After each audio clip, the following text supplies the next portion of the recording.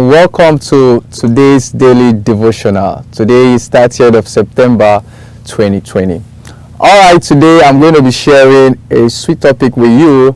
The topic today is prayer for the youth. Prayer for the youth. So we're going to take our text from Ecclesiastes 12 verse 1 to 4. And it says, "Remember your Creator in the days of your youth, before the days of trouble come, and the years approach when you will say, I find no pleasure in them." Verse 2.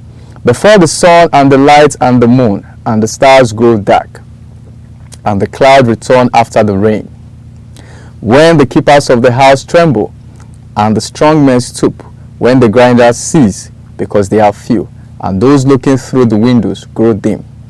Verse 4.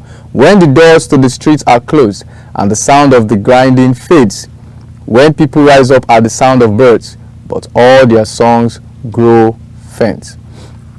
All right, today we want to critically look at prayers. Prayer is a key thing in the life of everybody. Sometimes we leave it to people of faith, people who practice faith. No, prayer is basically for everybody, especially the youths.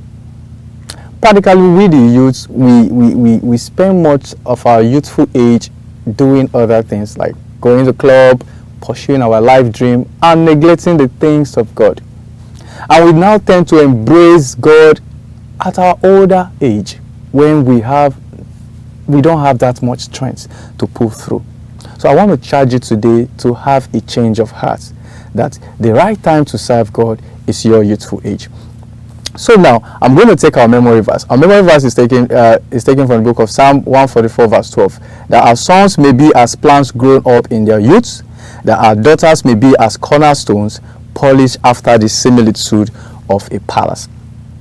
Now, how do you develop this prayer lifestyle? I'm going to give you 3 factors that you're going to go through so that you can develop a strong prayerful lifestyle. The first one is to create an altar. You need to create an altar for God.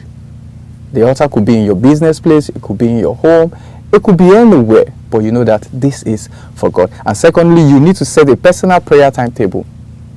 Of course, a lot of people in church, even in church today, they say they are so busy, they don't have time, they don't even have time to pray for themselves. Set your timetable, make it a priority, and see how you follow it and build up a prayerful life. Now, the third one there is to learn to pray without distraction. Jesus Christ in the Bible taught the disciples about that. Sometimes he goes to the mountain to pray.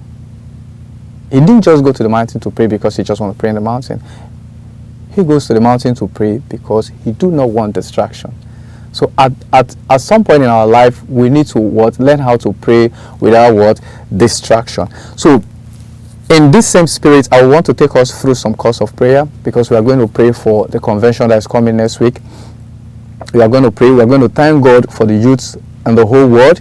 Thank God for the life of every youth in Nigeria. Thank God for every youth in the world. Thank God for this convention that is coming next week, that as we share the word in this convention, that so many the lives of the youth is going to change, and we are going to serve God better in our youthful age. In Jesus' mighty name we pray. There are a lot of prayer points in this manual, and I think you should try to complete it on your own. I'll be putting an end to it today, and I trust God will do a lot of things in your life when you actually complete that. See you again in tomorrow's devotion, and God bless you. Stay blessed.